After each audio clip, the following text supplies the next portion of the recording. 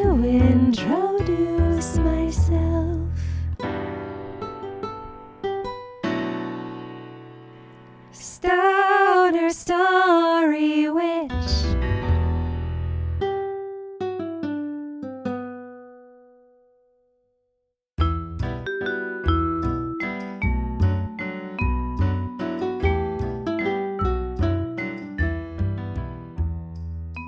They really make the revolution look so fun. I was just like, I want to be a revolutionary on the streets of Northern Ireland. Like, man, they're just having a grand old time. And we'll get into it. Things get darker. But, that was just really the draw for me. So it's this idea that, like, just Empire does not want us to know this story, right? There's a reason we don't know this story. Well, hello, Jamie, and welcome back again to the Stoner Story Witch. Hello, thank you. Glad to be here. So let's see. I think this podcast is going to come out in another month or so. I'm kind of starting to collect some recordings as they become feasible in our schedule, and then I'm editing them as I go for the summer. So I'm not exactly sure when this one will be just yet. But today is June 27th, and I just saw in my Channy app that that Mercury just made its way into Leo. And that's great. I think of Mercury as the microphone, and Leo, you are a Leo rising and I'm an Aquarius rising. We can cut this out if you're like, I don't want this information out on the internet. But no, I'm good. I just love how you our rising signs are opposite on the zodiac. And so it's like, you are my committed partner and I'm your committed partner. And it just, and it feels especially meaningful in today's episode because I've invited you on the podcast to kind of take the reins, if you will. And indeed. Yeah, similar to the podcast I did with Kevin about Squid Game. It was like, I actually haven't watched this or consumed the story aside from just what you've told me, and it feels meaningful to you, and if you matter to me, so let's dig into it. And then you even at one point mentioned, or when I invited you to kind of come on and do your thing, you kind of made a little connection to drunk history.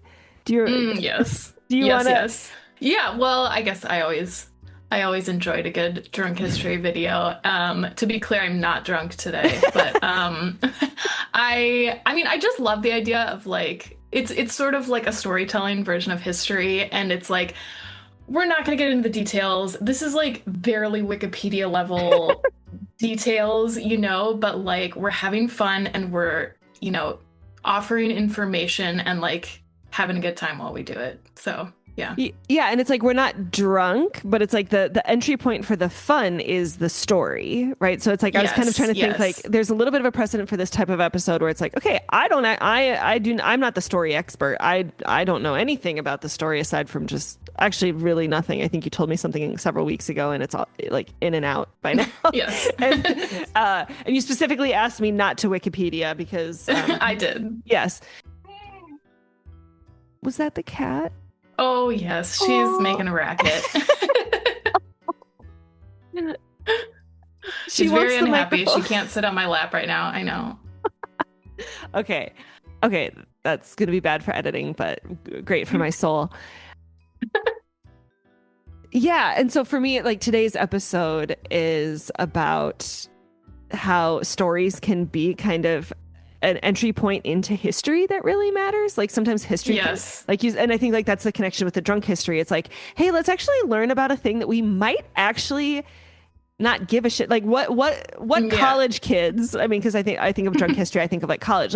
We were literally learning little history lessons in our dorms and just cackling up a storm because it's just these drunk people kind of trying their darndest to relay this history message. And so it's just okay, if we dramatize it, if we put on a nice soundtrack, if we make it cinematic, can we make people care about the real life story that is history? And yes. And so yeah, I think I really like that today's episode is a little bit of that Anyway, so thank you so much for being here. I'll pass the Yes. baton to you to like officially actually introduce what is the story and the Yeah, theme sure. and all of that.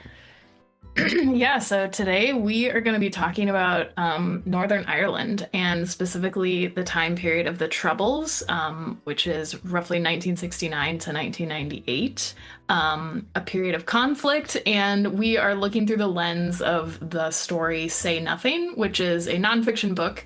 But my experience of it was through the show. It's an FX show now running on Hulu called Say Nothing. And I was introduced to this show from a podcast actually called Millennials Are Killing Capitalism.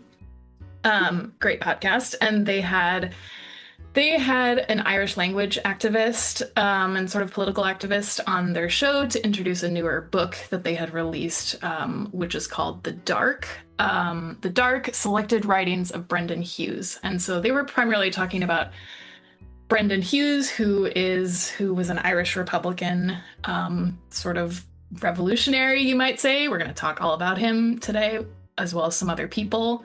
But, this publishing house focuses on like socialist issues, labor issues, all those sorts of things. And so kind of going through some of his readings, what really struck me on that podcast and what got me interested in the show is that that Brendan himself made a lot of comparisons between the conflict in Northern Ireland and the conflict in Palestine, both back then and, continuing to this day. So that was pretty interesting for me, and we are going to talk more about that. But yeah, that's why we're here. And so I watched the show, and I would say, like, the first few episodes in particular really, they, like, really epitomize the saying that the role of the artist is to make the revolution irresistible. And which I actually had to Google the source of that quote. It is from a Black feminist scholar, Toni Cade Bambara.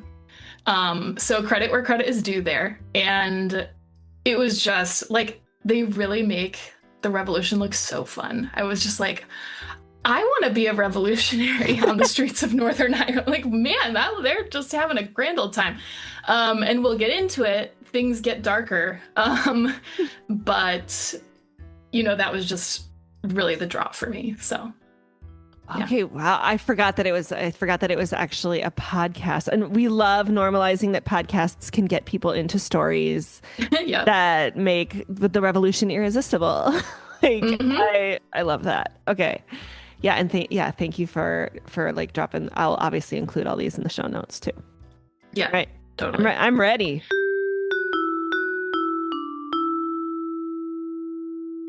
Okay, so I just want to kick us off by asking you, Kristyn, what do you know about the conflict in Northern Ireland, specifically the Troubles? So, the Troubles, literally, like, nothing. Like, I like that as a term. If Yeah. The only connection I would even say the Troubles to Northern Ireland is because you have said those words in conjunction Yes. with one another. And oh my gosh, there's a part of me that's like, okay, like Ireland versus Northern Ireland. Yep. I'm just like, oh shit. I know very little, and most of it is actually I'm inferring. So Yes. Yep. Totally fair. And I will start by saying that, like, I basically came into this knowing nothing, and that's part of our journey here is kind of like why didn't we know this? Like, how is this possible? And we'll get to it. What I would say I knew about the conflict in Northern Ireland was only like exclusively based on our history class of like 7th or 8th grade, shall we say. So this was like 99, 2000 maybe. I remember we talked about it, but I don't remember anything. And all I remember is that it was a conflict between Protestants and Catholics, and very much just kind of being like, well, like, it's just one of those religious conflicts. Like, who's to say which religion is best? Like, these people must just really love their religion, and kind of like, I don't know. I think other people who are, perhaps like slightly older than us, like have a more real-time memory of the event. I think sort of the popular narrative is that the IRA, the Irish Republican Army, was just a bunch of terrorists blowing up bombs in Northern Ireland. And like, I think that's kind of like the Western narrative. as an adult, I may have been able to like put together if I really thought about it that like, okay, Northern Ireland, like I think that's like the British owned part of Ireland, shall we say? And so like, okay, Protestants, Catholics, like I guess maybe like Ireland's tend to be Catholics and or Irish people tend to be Catholic and British people tend to be Protestants. Like maybe that's what's like, you know, like if I had really, really thought about it, maybe I could have put some of that together, but like can't emphasize enough how little I thought about it, right? And so I think a couple of things that I just want to pull out of this conversation that we're having is after, you know, watching this whole show, learning all about this conflict, like it is very, very clear that this conflict is not about religion. Like it is, these are certainly like social categories that were very real with, you know, people on each side of the conflict, but like they're not fighting about which religion is best. They're not even fighting about like which religion they want to be like ruling their government or like anything like that. It is just sort of it's like a stand-in for a political argument, which is around colonialism and imperialism, essentially. So, Mm. you know, the Catholics are on the side of a free Ireland, a free Republic of Ireland that has self-determination and isn't like the entire island being run by, you know, the Irish people. Um, and sort of the Protestant British side is, well, we'll talk a little bit more about this, but yeah, it's ruled by Britain, right? It's an imperialist power. And so I also, I guess I also just want to revisit the comment that I said about the IRA just being a bunch of terrorists, basically. And I want to pause on that and kind of just reflect on the question of like who gets to define terrorism and what that actually means. And I think terrorism is something where it's not always about like the actions that are being taken, but it's about who's taking them. And it's about the powers that be can kind of call anyone a terrorist who doesn't agree with the powers that be. Does that make sense? Do you have any Yes. thoughts on that?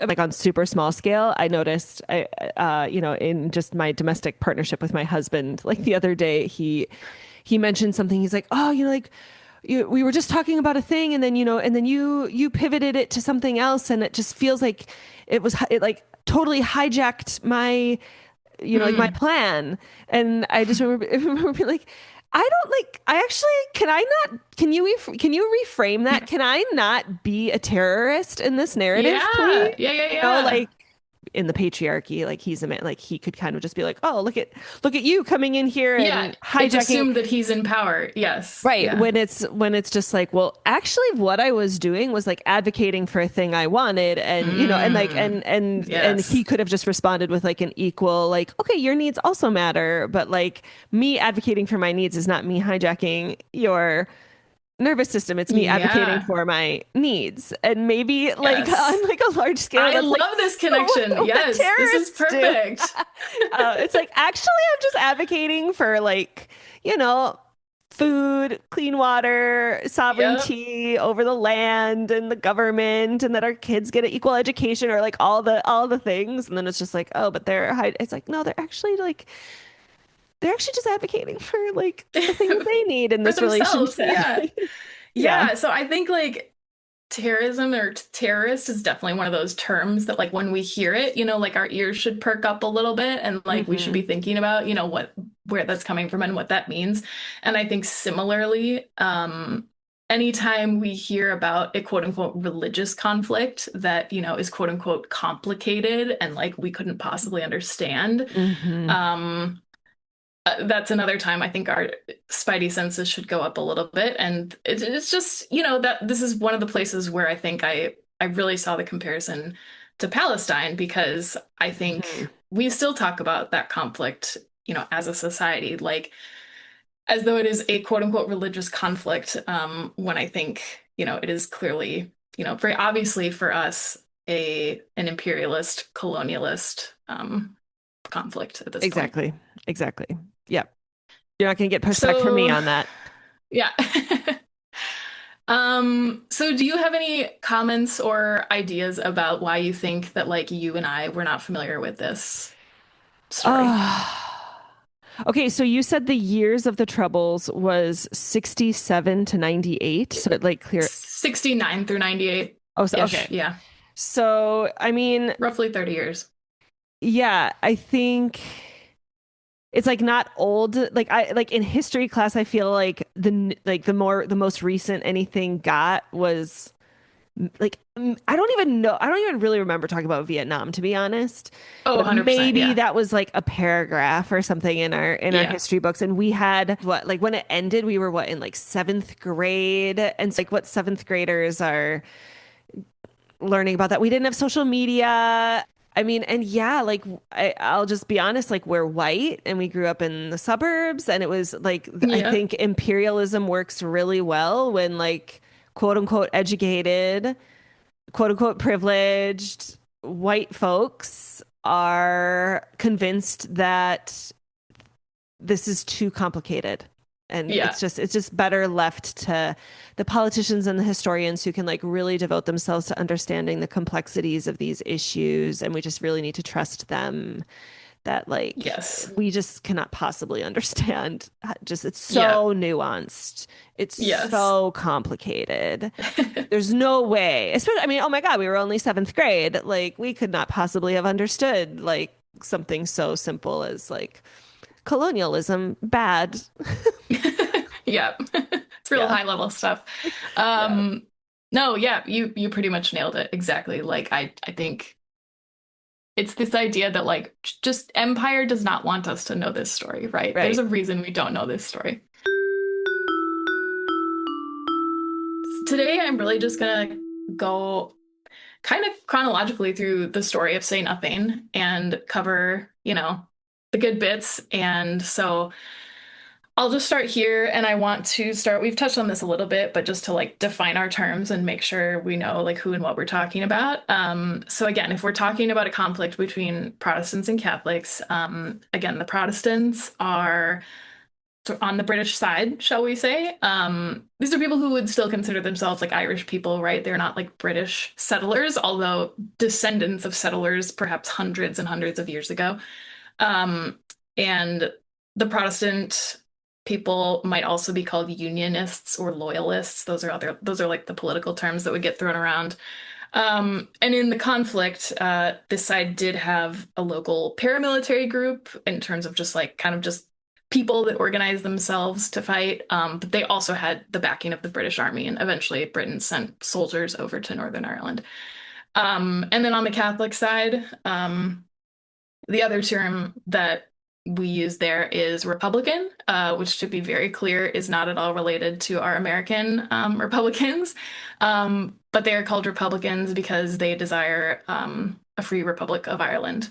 And so the Irish Republican Army, the IRA, is a paramilitary group of the Republicans, of the Catholic people, and again, a paramilitary is really just they're not supported by a state. So, like the state of Ireland, the government of Ireland is not supporting the IRA.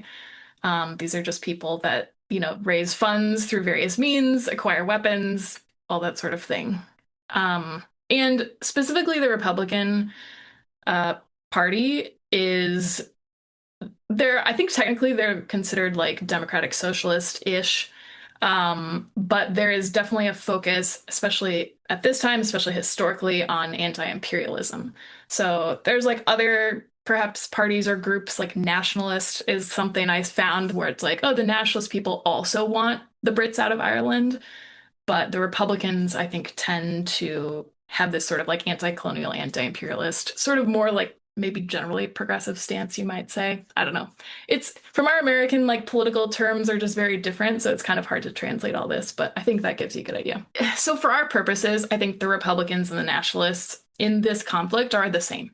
They're on the Yeah. same side. I actually really like that we're just taking a little beat to name that it's like because I think that it's just a really important thing in any like activist work that where it's like we can be united on issues that matter when those issues are up, and like we don't have to like agree on all the Yeah. things. So it's like, okay, maybe you're really I don't know, I don't remember what you said like the nationalists disagreed with the Republicans on, but it's like, okay, but we agree that like this whole, you know, the Protestants and like the British rule. Like we don't Yes. want that. So it's like we can go our separate ways at a later time, but in this moment, like let's work together in our Like we shared have the same goals. goal here, which is Mhm. to get the British out of Ireland. Yeah, Yeah, exactly. and just like let's normalize that anytime we can. That it's like yeah, because I think Yeah. like that like progressive uh left, like the cancel culture and the thing. I mean, there's a lot of work out there that's just saying like we need to not be eating each other alive and Mm, throwing each other away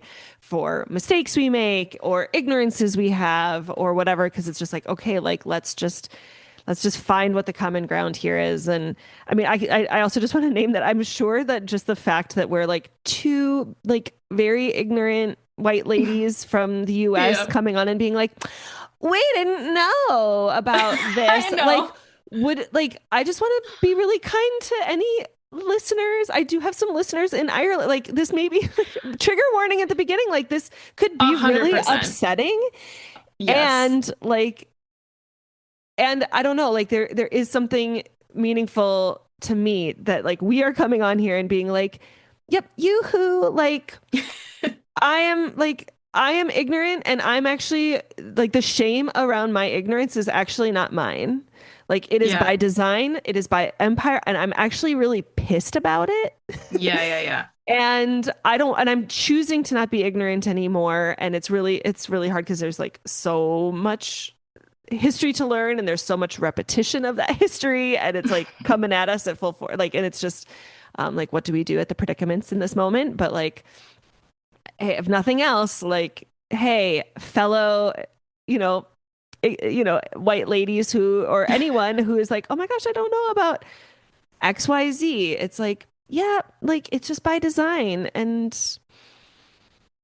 it's like it's okay for people to be angry at that design and Hmm.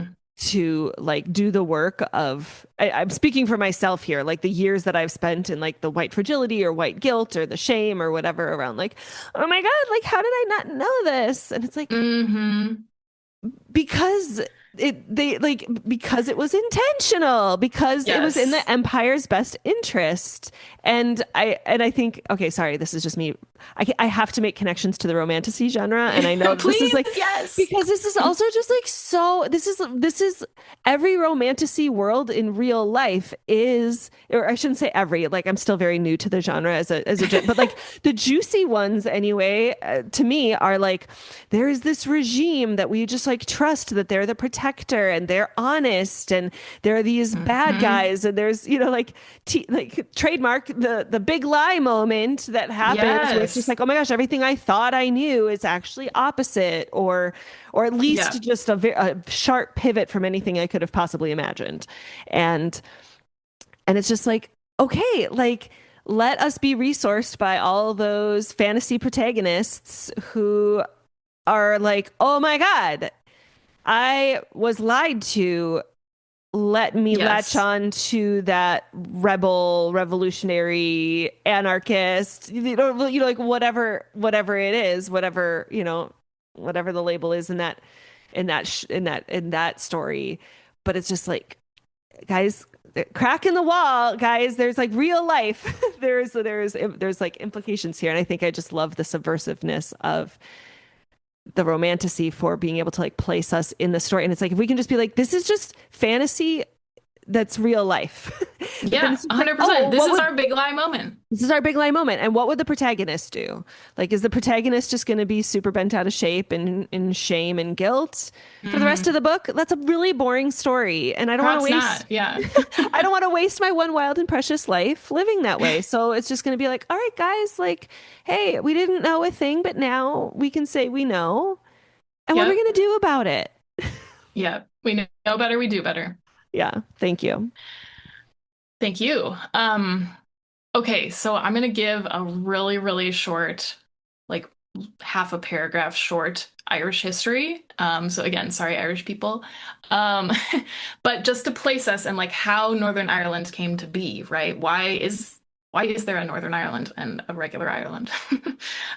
So the British first invaded Ireland. Honestly, it might have been the Normans back then, like some version of the British first invaded Ireland in the year 1169.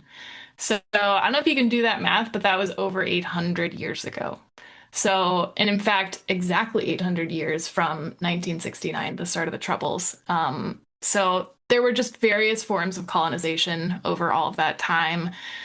There were many rebellions and uprising over all of those centuries, one of which was the Easter Rising in 1916. So this was like around the time of World War One. And, that sort of led into a few years of the Irish War of Independence, essentially. They voted to become independent and then sort of fought a war to defend that. And officially in 1922 was when the British partitioned Ireland into this. At that time, they called it Northern Ireland and Southern Ireland, I believe. And it's since been changed just to Ireland. But Northern Ireland has remained, like those boundaries formed in 1922 are essentially what they are now. In 1948, after a period of war or conflict, Palestine was partitioned.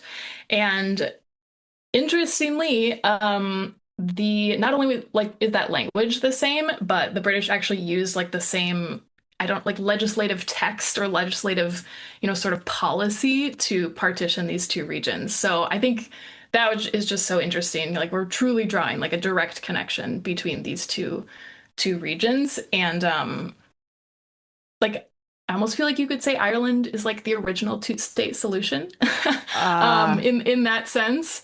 And another interesting connection is that during the Troubles, the IRA was actively supported. I'm not sure if it was funding or what, but I did read that they were supported by the PLO, the Palestine Liberation Organization. And Brendan Hughes writes in that book, for instance, in his writings, he talks about how later in this story, we'll talk about when he was in prison and going on hunger strikes and things like that. And I believe they received letters from Palestinians, like supporting their cause and, really being in solidarity. And he was just like really touched by that. And so, anyway, I just love that connection. Yeah, so that's about all the history I'm going to do. And then I'm going to bring us right now we're going to start in 1969, 1970. We arrive in Belfast, Northern Ireland. And at this time, Catholics are essentially second-class citizens. Brendan Hughes, again, in his writings, somewhat compares it to like apartheid South Africa. He had traveled to South Africa while he was working, I believe, in the shipping field like, at like 18 or something. And, I don't think he was there for a long time, but I think what he saw there was like, oh, this looks so familiar to me. Like I can draw the connection here. So Catholics experience a lot of discrimination with jobs, employment. There was police brutality, segregation, like segregated schools, all kinds of security checkpoints and walls and things like that, gerrymandering in elections, all that sort of stuff. And so I want to introduce our four main characters at this point. And it's four people, so it's pretty easy to keep track of. So first we'll say Brendan Hughes, who we've talked about, also known as the Dark. Great little nickname that he had. He was about age 22 at this time, and they called him an OC, officer commanding, what we would call like a commanding officer in the Belfast Brigade. So, a section of this paramilitary group, the IRA. And Brendan was a charmer. He was a man of the people.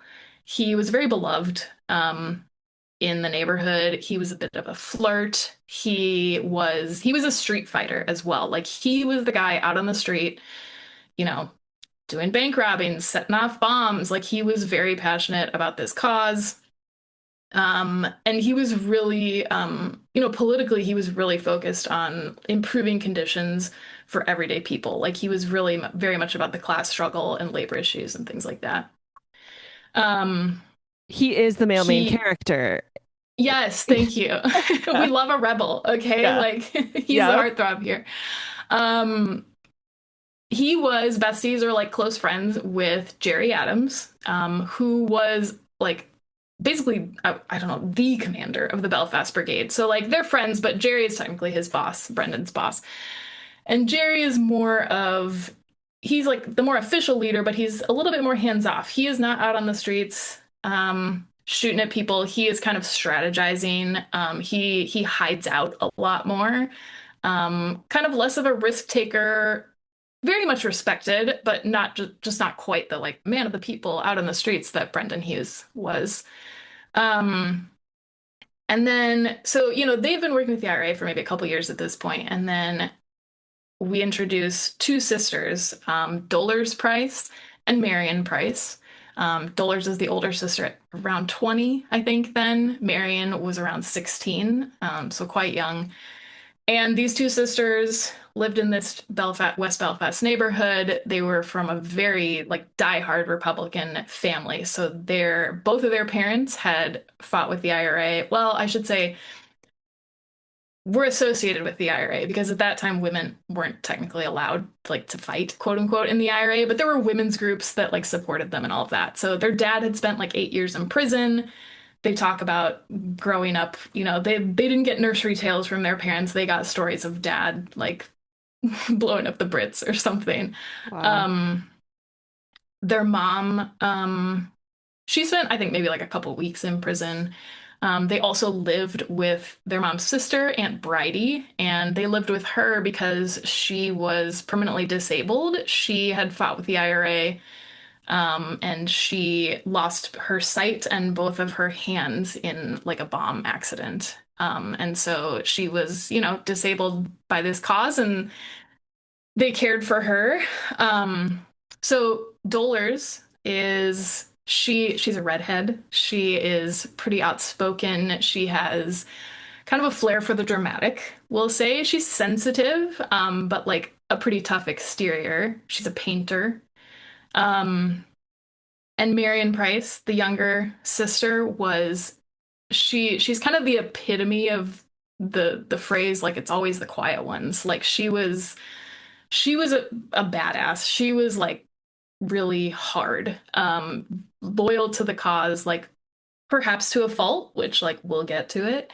Um, but she was intense, and very serious and very loyal. Can Um, we just take a quick anything? pause? Yeah, please. I already love these characters. I love that they're not Okay. even characters, that they're people in real life. Yeah. That's like even it's like just when art can mirror real life or something. I don't know. That is just I love that. I really, really like what sounds like you're giving details from the show too. So it's like this is shining Yeah. through like the humanizing of like these sisters that have been absolutely radicalized through just like their family being on the front lines of this resistance and the nurturing of their aunt who is Hmm. disabled in this. Like it's just there is like already I feel so much of my humanity is peaked for these people. So I'm just like, Yeah. oh my God, I'm not even watching it. I don't but yeah, I really do like your descriptions and the overview here. So Yeah, thank you. absolutely. And like I probably should clarify that like I mean, I did a lot of like Wikipedia research, but like most of this stuff is like really straight out of the show, which I have also read is like pretty accurate, right? Like this is not like a super fictionalized version of the show. I think it's pretty true to real life. So, Oh, thank you for like clarifying because I was holding that curiosity of like, okay, like is yes. like how do you know how much of what you're talking about is like actually based on true events versus, Yeah. Like allegedly or, that kind of thing. So, yeah, I would say for the very most part it's true, but also like I don't know. We're doing a sure. slight version of drunk history, so like don't Exactly. Exactly. send me letters. um Good luck because we're okay. not giving them your email. We're giving them Well, phew, mine. I won't be getting. You won't be getting Yeah. any. Okay. All right. So at this time, the two gals, they were, kids of the 60s and sort of the popular movement at that time, very much based on the Civil Rights Act from the US, was of nonviolent protest. And so they initially, at least the way that they showed in the show, they sort of push back on their, well, first of all, their dad kind of gives them a little shit for like, y'all are going to these sit-ins, you are doing these marches, like what do you think that's going to get you, kind of thing. And they kind of push back and are like, well, Dad, what did your violent resistance get us? Like it's got us nothing, right? Like nothing's changed. And so like they're kind of going at it like this, and so they're like, we're just going to try something new. Like that armed struggle hasn't worked, so we're trying something new. So they were initially doing those types of activities, but then they go to this one march, and they are pretty violently attacked by I'm unclear if it was like British soldiers or like paramilitary from the Unionist side. Like they were violently attacked by these people that were against them. And they talk about, I think Dolores has a quote where she says, like I looked in these people's eyes and they were glazed over with hate. And I knew at that moment that like I was not going to be able to convince them of my humanity, essentially. And so this very much kind of turned them back toward the armed struggle. It was very much a turning point for them. And so they, at this point, they decide they don't want to, as they say, pour tea and roll bandages like the other women, which was really the option that was available to them at that time. And so they want to fight. And so they know Jerry and Brendan, like just a little bit from growing up in the area, from school or whatever. And so they go find them and essentially try to convince them. They say, we want to fight with the boys, right, in the IRA. And the guys are initially pretty skeptical, and are like, no. But so a couple things here. Patriarchy's a bitch like that, yeah. Patriarchy at its finest, right? But two things are happening. One, at this time, the process of internment had started to happen, where essentially, the British were just like rounding up men off the streets that were suspected of being in the IRA or being Republicans or that sort of thing. And so the IRA was kind of in need of soldiers. Like the men were dwindling a bit. And so that was one thing that's ended up convincing them. And then second of all, they could kind of use patriarchy to their advantage in the sense that like a woman could walk around West Belfast with like a pistol in her purse and she wouldn't get stopped at a checkpoint because like nobody thought a woman would be a terrorist, right? And so all the men, nobody wants to look at menstruation products, like ew. Well, yeah, right, gross. So yeah, so what they discovered is like, you guys, like we can get through all these checkpoints and like nobody bats an eye at us. So like that was really valuable. So that was another thing that kind of ended up convincing them. And so they ended up being the first women that were sworn into the IRA. I just want to take a moment for my chills. Please. That is so fucking badass. They are like, hey guys, patriarchy treats us like shit in all these ways, but we actually have this one thing that happens where we like nobody gives a fuck what we're carrying around in our bags. So yeah, great stuff. 10 out of 10, no notes. We're here for it. Great, good. All right, so they join up, they get sworn in, and they basically start doing what they cheekily call fundraising, which is armed bank robberies. So there's a particularly famous one where they dress up as nuns and go in and rob a bank, at gunpoint. Oh, I've definitely seen that. Is that like a common thing? I mean, maybe? That is a good question. I don't know. Yeah, maybe it is imagery, like a common thing. That imagery. Or maybe they like started a trend. I don't know. Maybe. Okay, love that. Yeah, there was another incident where they worked with the guys to so one of their comrades had been arrested by the British and really got beaten up to the point where he had to go in hospital to get surgery. And so they discovered that they could easily access him while he was in hospital to go and rescue him and pull him out. And so they like set up this operation to go, escape him from the hospital. One funny thing about that is there's so after that happens, the police do like a write-up in the paper. There's a police illustration of dolars in the paper being like, have you seen this woman kind of thing. And we see a scene in the show where their mom is like cutting out the police photo and scrapbooking it for them, like, which is just kind of this really cute indication of Oh, like how proud these parents are of them, oh. like really fighting the good fight. So I just love that little scene. Yeah. Oh, my mom put my mug shot in my baby book. Yeah. It's great. Um, let's see Oh here. my God.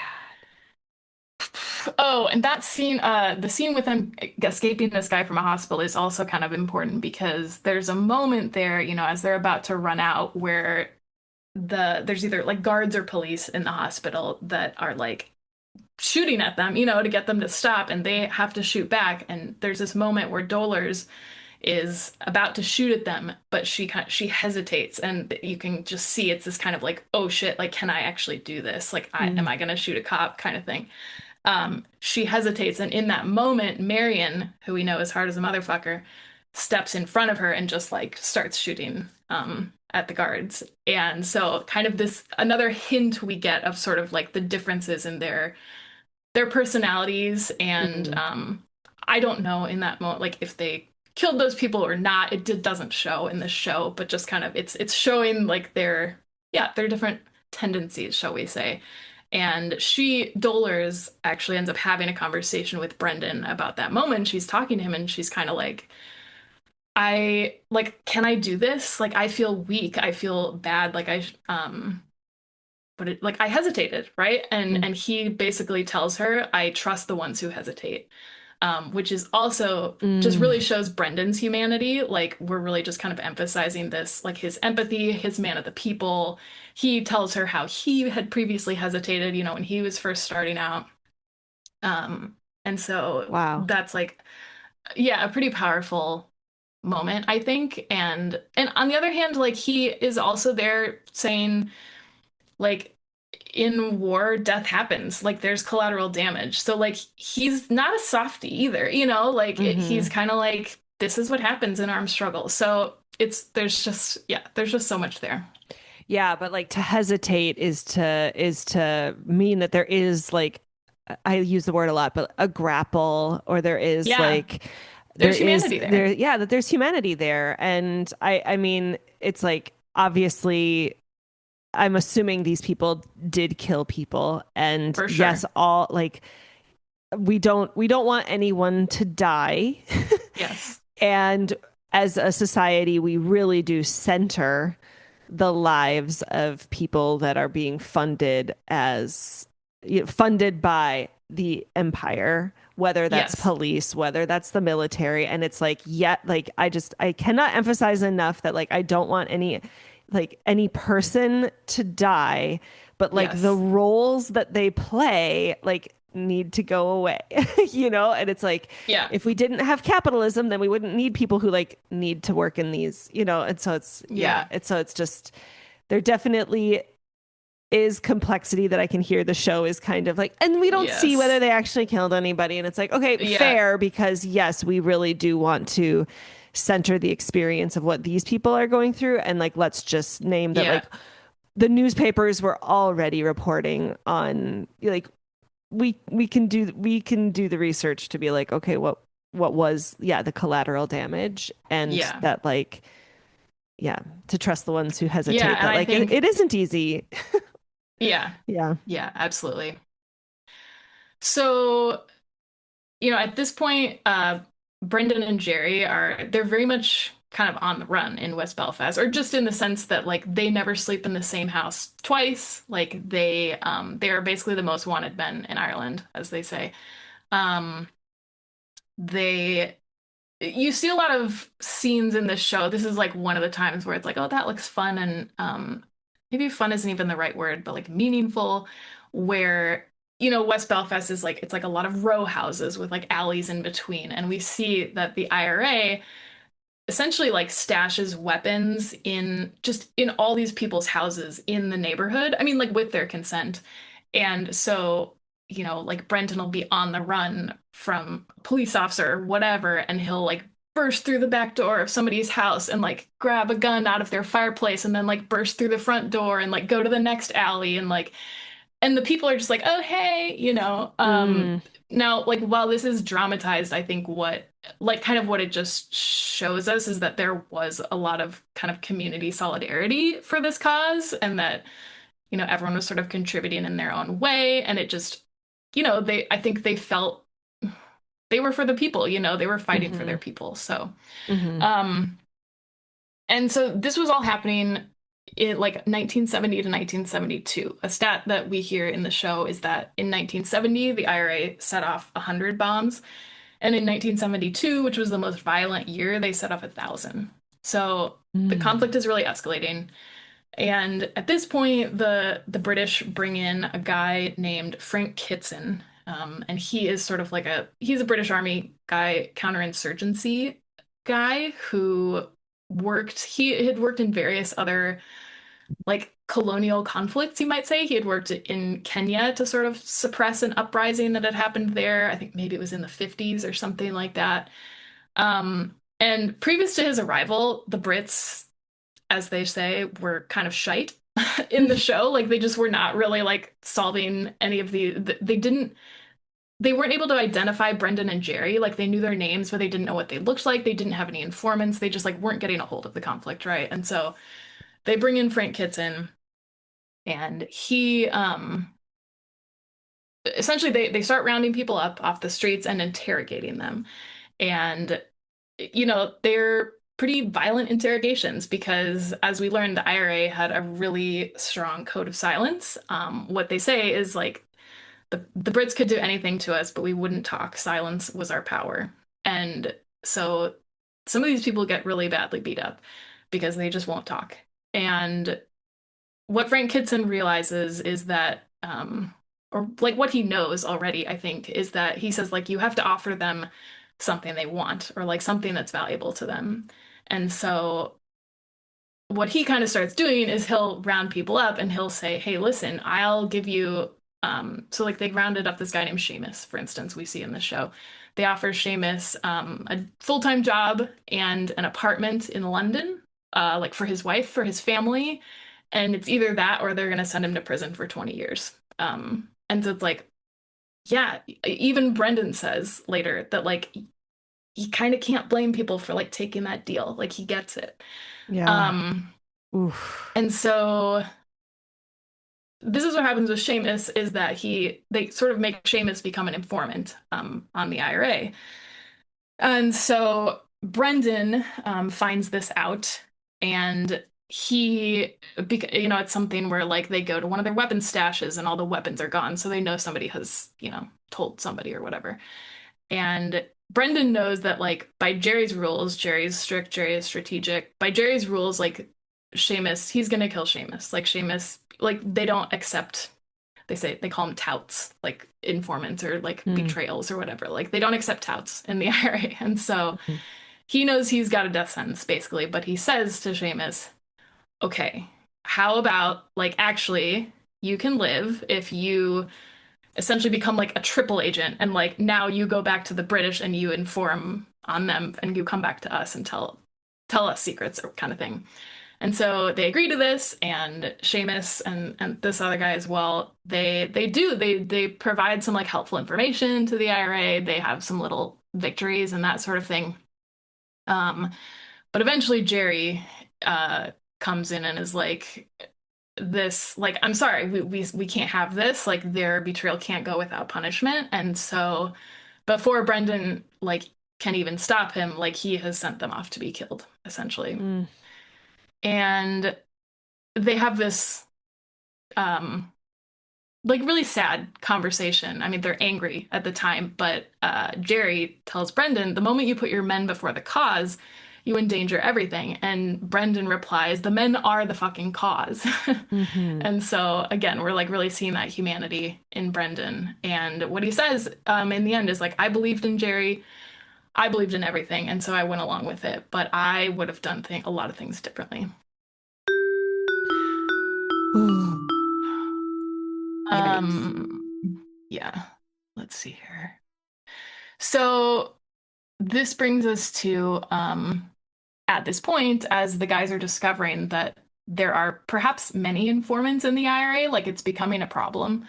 Um, Jerry sort of creates this secret crew to kind of sniff out their members who are informing on them, and he asks Dolers to be a driver, wherein once they find a tout, so they discovered Seamus, for instance, then Dolers will drive him. They take them across the border, like into Ireland, and I'm not sure why exactly. They don't really explain it. It's more kind of like take them out in the country, like far away. Um, so Dolers is assigned to drive all these people, like individually, out into the country where they meet a crew of like other people she doesn't really know, who then murders these people and buries their bodies, and like they don't tell the families, like they disappear them essentially. Mm, And these are their own, right? Like these are mm. their people. Dolers knows a lot of these people. And so she starts to realize very quickly, like, oh shit, like what have I gotten myself into, kind of. Yeah. Oof. Mm. Um, yeah, so she has a quote at this point where she's just really frustrated and she kind of is having doubts, you know? And Mhm. she says, I just didn't think my contribution to this war would be killing Catholics, which, like, fair point, Tillers. Um, Yeah. Yeah. and there is, so this episode where some of this happens, it ends with a scene where Frank Kitson, the British guy, he sort of very nonchalantly describes how he learned that this Seamus guy and others had been murdered. And so he had lost like two of his best informants, right? But he very nonchalantly describes how he's not actually sad about that. And he talks about how he had used this sort of similar informant strategy in Kenya, and how he would go out with one of his informants, but like covered in a sheet or something, so you couldn't see their face, and he would make it very obvious to the locals that like this is my informant, but they couldn't see who it was, and they would not always guess correctly who it was, and so they ended up like killing a bunch of their own people. And the whole point, like this was very intentional on Kitson's part, that his whole point was to sow discord and distrust like within the ranks of the enemy, and frankly, like he was pretty successful at that. So, unfortunately. It's okay. So now that you say that, because right before you kind of said all that, I was like, oh my gosh, this is like a connection. We were just talking about how, like in those progressive spaces, there can be like oh, like you're not Mm, doing it right and this, and like, like this, like you need to yep. do it perfectly, or the ways that yeah, like, people could blame us for being ignorant, which is like fair point. But like we Right. live in imperialist, white supremacist, capitalist patriarchy. Like we are a product of our conditioning, and we're trying to survive it. We're trying to live in it. We're still in it. We can't ever actually get out of it. And Yeah. that's essentially what's happening here, where this character Seamus is just like, okay, yeah, I want to be on your side. And also like, oh my God, I'm having trouble feeding my family, or, like it would Yep. sure be nice to have an apartment and a job and that level of security. Like, how can we really expect that people can say no to that when we are Yeah. still living in capitalist, imperialist, white supremacist patriarchy? And so to then be Yes. like, well, we're going to kill you because of these choices that you made when you don't have good choices. Yes. It's Yeah, like exactly. you're in a predicament. Like there literally is no solution here. There is no way that like you Yeah. can get all the needs met that you want to have met. And so there's just something really like how that dynamic can be drawn, of what's happening here, that it's like this if we say that Frank Kitson is, you know, yes, he's an actual person. Yes, he's a character in a story. But if we're going to say like, okay, if he's this archetype, he is this. I mean, okay, so I'm going to draw it to Hadestown. It's like he is this Hmm. Hades that is Mm. writing the rules and trying to sow the discord. Like like you can leave together, but you can't turn and look back, or like just Yeah, yeah, yeah. you're the which is to say that Hades' character is really just like a personification of the empire of capitalism. In Yes. Hadestown, I'd say it's more capitalism. In this case, I would say it's imperialism is what it sounds like. But it's like you're a personification of this larger system. Yeah. And what is it doing? It's sowing that distrust, that doubt, that discord, so that it's like, I don't even have to I'm just gonna give you the rope and you can hang yourself kind of Yes, thing. exactly. Um, Fuck. I Yeah, feel it's less brutal. happy and tingly in my body now. Just want to Yes, we're getting into some darker territory here. Yeah. Um, So I'm gonna have a stretch just real quick. I see you let's have a stretching too. stretch. We do have a little bit of fun left, although it may also it will turn dark again, so never fear. I mean, it always does, doesn't it? Yep. Also, yeah. Okay. Okay. So at this point, Dolores and Marion decide that the Brits are like kind of far too unaffected by this war. They're like, we set off 6 bombs today and it barely made the local news. People are just kind of becoming used to it, and like particularly the English people like over in England are it's just like not really their problem, right? And so Dolores and Marion decide that they need to do something to strike into the heart of the empire, as they actually say. So they tell the boys that they want to bomb London, and they get approval. And so they decide on 4 car bombs. Car bombs were like a frequent tool of the IRA. 4 car bombs at 4 locations around the city. The primary one being the main courthouse to really like give a little fuck you to the legal system of Britain. Um, Funnily, Marion says that she wants to bomb Buckingham Palace, but Dolores talks her down.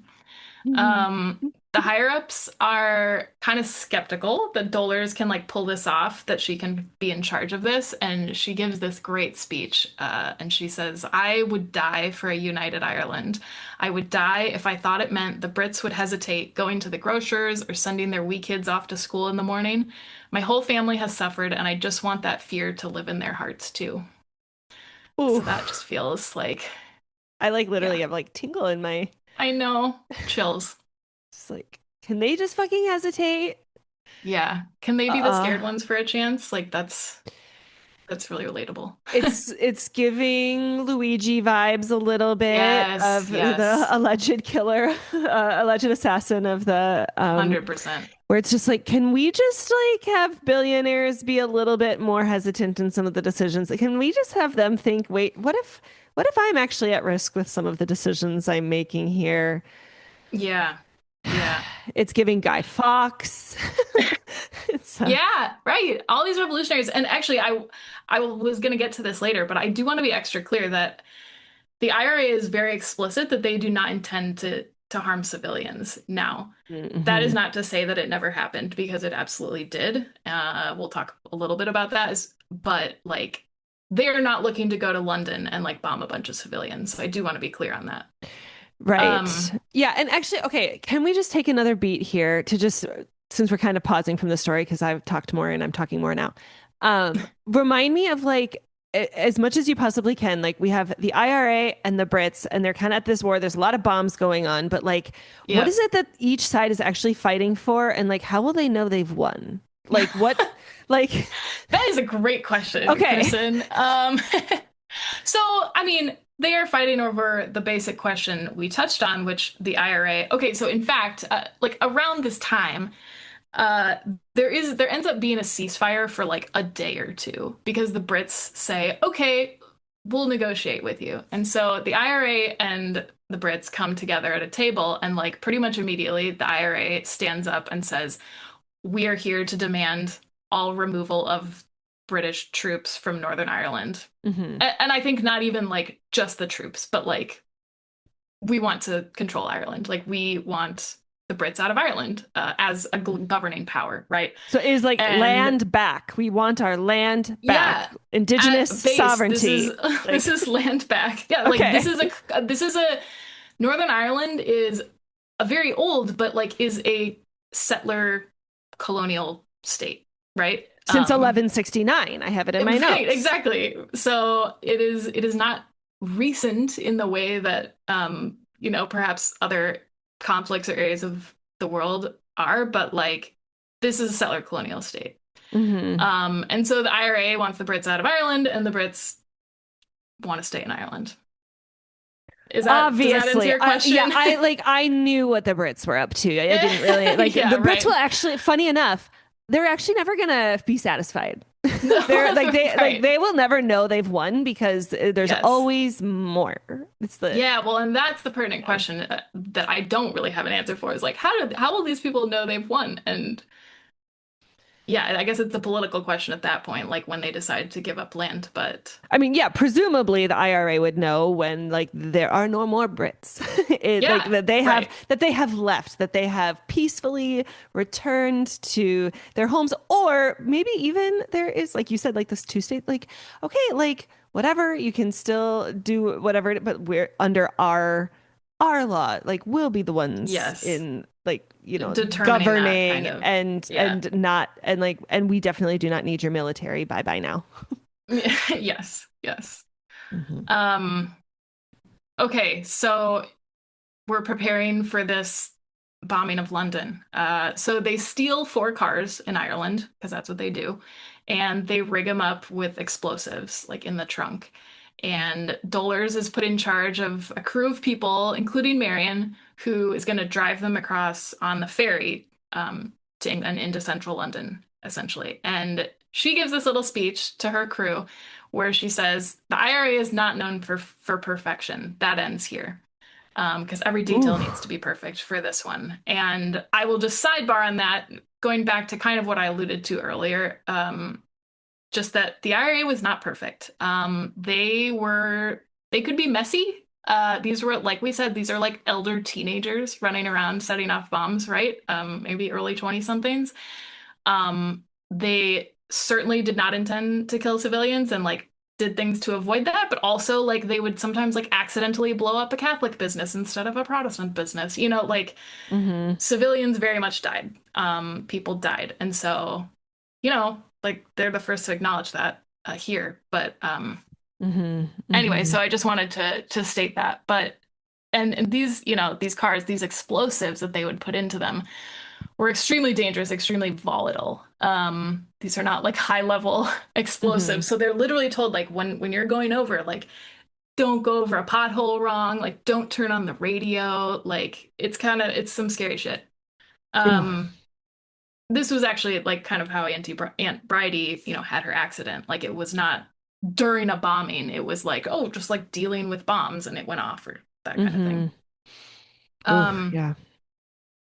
So there's great conversation where Jerry and Brendan are kind of seeing them off because those two are not going on this journey. And Jerry tells Dolores in the Irish language. They use little bits of the Irish language in this show in typically very like maybe kind of sentimental or like Mm. solidarity sorts of ways. And so he says to her in the Irish language, your ancestors would be proud. And he tells her, Dollar's like, you don't have to ride with the gear. We'll get you a plane ticket if you want to just like fly over and meet them there. The commanding officer doesn't always ride with the gear. And then Brendan right there is like, what? No, like, what the fuck? You should ride with the gear. Like, and it'll make all the guys think you're a badass, right? And so again, we're seeing the two differences in these two guys' personalities and strategies. And Dollar's in that moment, you kind of think she's agreeing with Brendan 'cause she wants to be a badass. But then, like, the next scene we see is that she actually does end up taking the plane. So she took Jerry's advice. Mm. And Marion is a little bit pissed about it. But Marion then gets put in charge of the crew to like get them across on the ferry. Mm. So for this whole journey, we can like confidently say, I would say like the IRA did not send their best. These Yeah. were, like I said, elder teens and like inexperienced. There's one member of their team, this girl kind of like freaks out and gets cold feet and like almost reveals them. And the guys get drunk the night before and like show up hungover and they're like maybe talking about the cars while people are around them. Like it's a mess. Um, and then the morning of when they're supposed to set off these bombs, an IRA informant actually tips off the Brits that there will be a bombing in London today. They don't tell them anything about like where they are or anything, but they do tell them it's a group of teens, basically 8 men and 3 women. And then, so the Brits are like a little bit, they start kind of looking around, trying to figure this all out. And then around, I think it's around like an hour, maybe a little more before they're going to set these bombs up. So the bombs are all on timers. They have like really long fuses. So it's like they park the cars in the locations and then they get out and like set the timer and the bomb's not going to go off for like, I don't know, a couple hours or like later in the, maybe even later that afternoon or, something like that. And the IRA, true to form, because this is how they do all of their car bombings, even in Northern Ireland, is they call the authorities ahead of time and they tell the Brits exactly where all 4 of these cars are. They give them the license plates of the cars and for the purpose of evacuating civilians. Like they want to give them enough time to evacuate civilians from the areas. Mm. And so essentially what happens, the Brits get on it. They send out like police officers or what have you to try and disarm the bombs before they go off. And they end up disarming 2 of the cars, but 2 of the bombs do end up going off, including the one at the courthouse. And it was violent. So over 200 people were injured. They say that 1 man died of a heart attack that's been attributed to the bombing, although that was the only death. But like 200 people injured is like a gruesome scene, right? Yeah.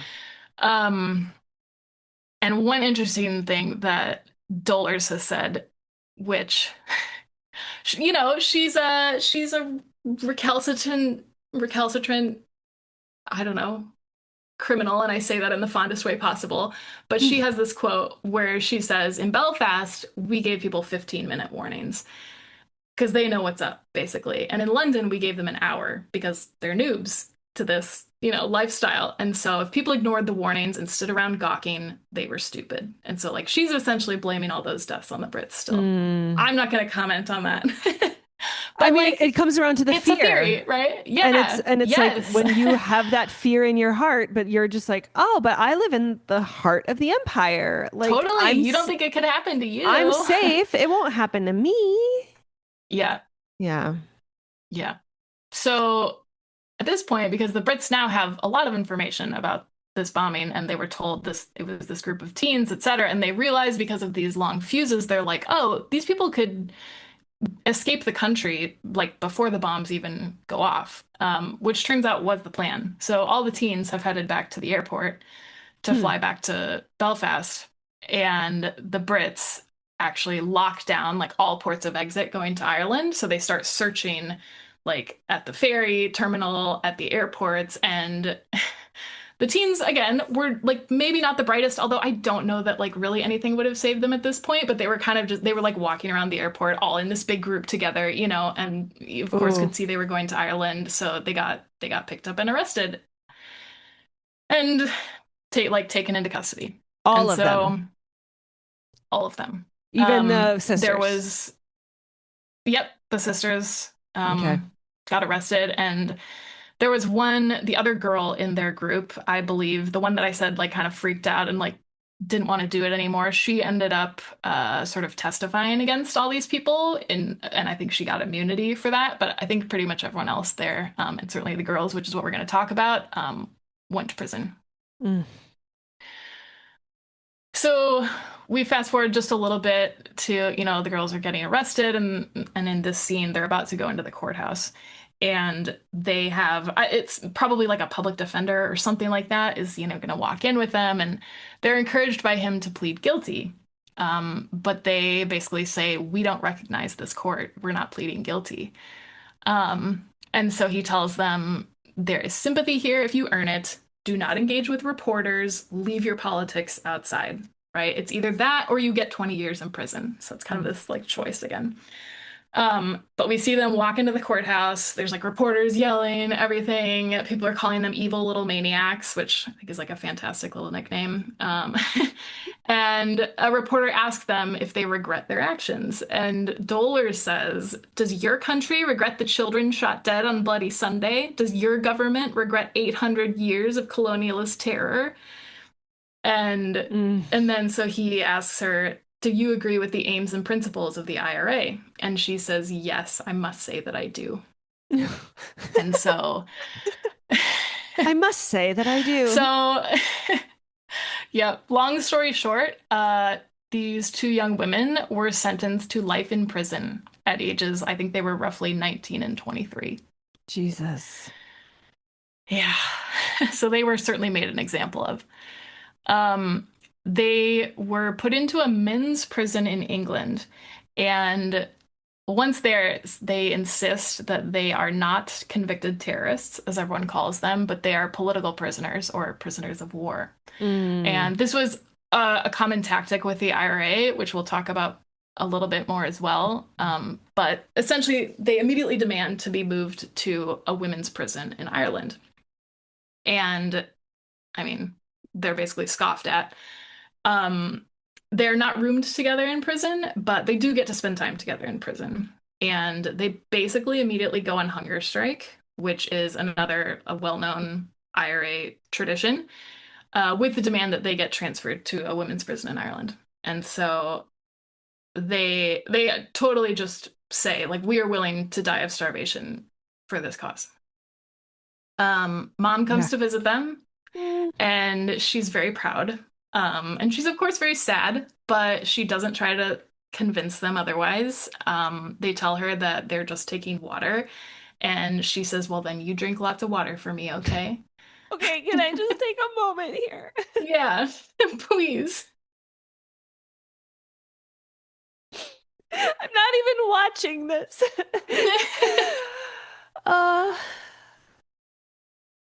It's really beautiful, their like relationship with their mom. And they talk about how like mugshot in the baby book. The mugshot yes! in the baby book. No, Like these were not sentimental, flowery people, but they were very, very loved. Then you just drink all the water. Yeah.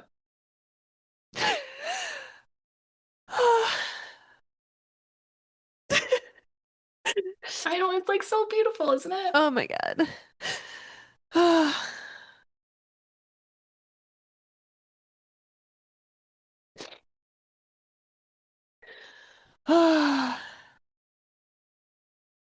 Okay, thank you for the break. Yes. I actually think I might take a bio break really quick. Yeah, you know what? That sounds good. Let's do that.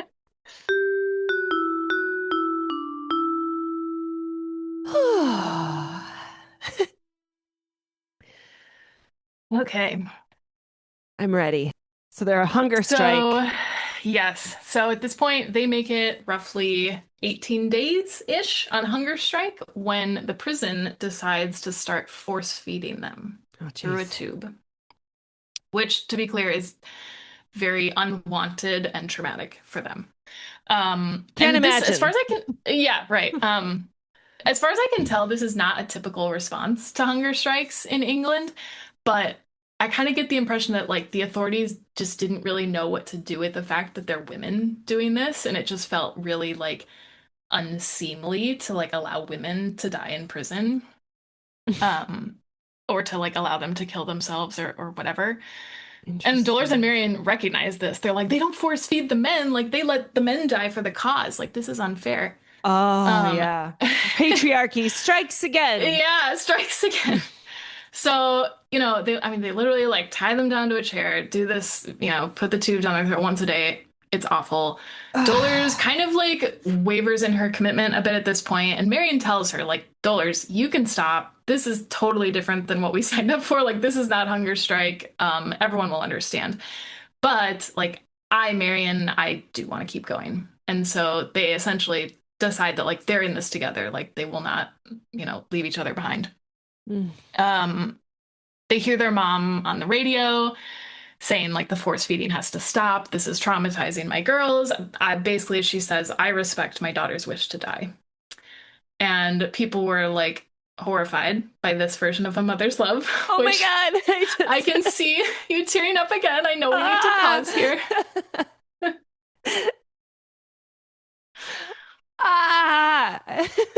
Yeah. I know. I just like she's on the radio. They can hear her on the radio, and yeah.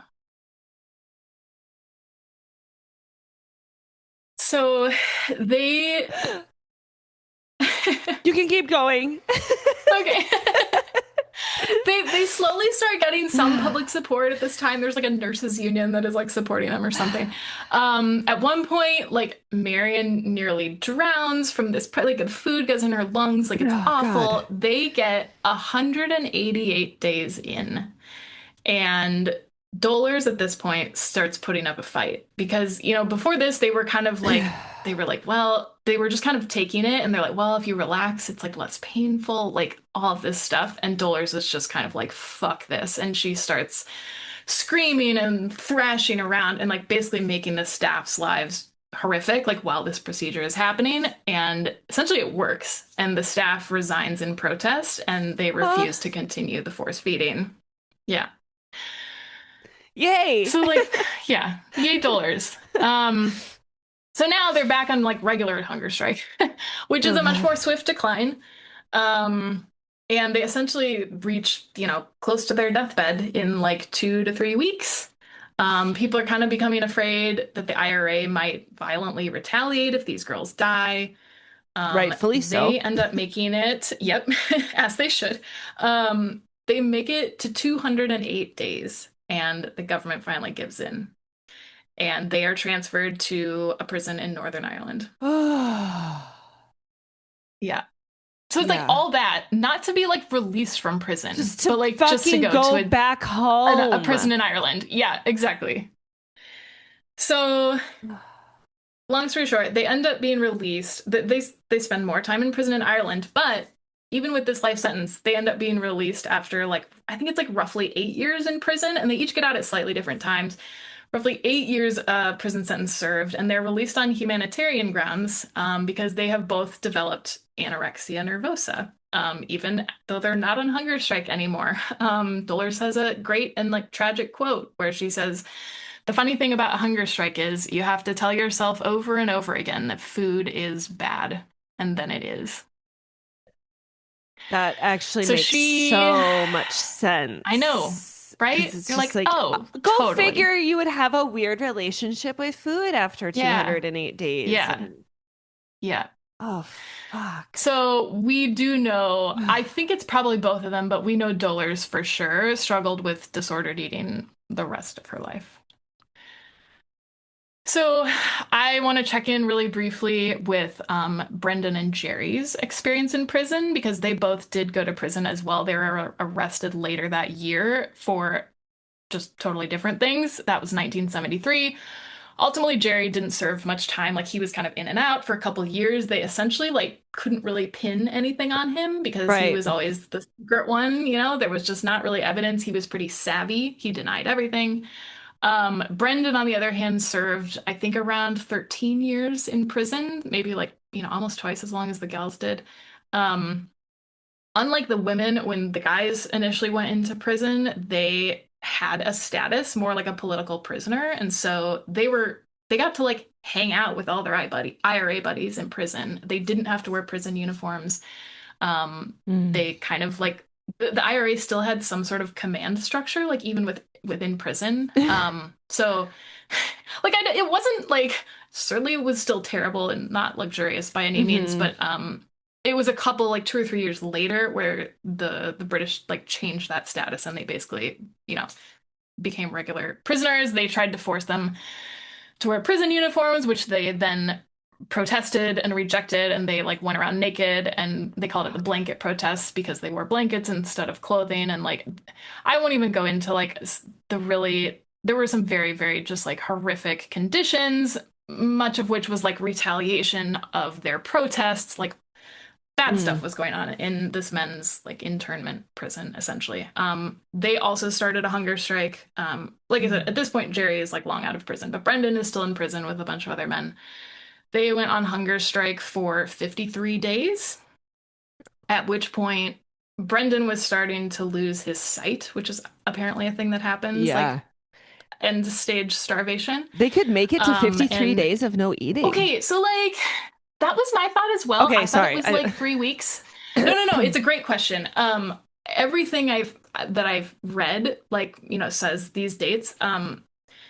but I also think they did things where they would like stagger the starting dates. So it's like maybe not everyone made it 53 days, but Oh, I maybe. Okay. think Oh, like wow. I am pretty sure that like Brendan made it 53 days. Maybe they were drinking juice instead of water. Like I don't Maybe. know. Sure, sure, sure. No, and sorry, that's like a weird fact for me to get hung up on, but I'm just like No, I think it's a fascinated. fair question because it feels insane, right? It feels Yeah. like, wait, I didn't think that was possible. So yeah, we're just gonna say that. Hmm. And then Hmm. at this point, he also, one of his friends on the hunger strike went into a coma. And Brendan had promised this friend that he wouldn't let him die on hunger strike. And so he called off the hunger strike at that point.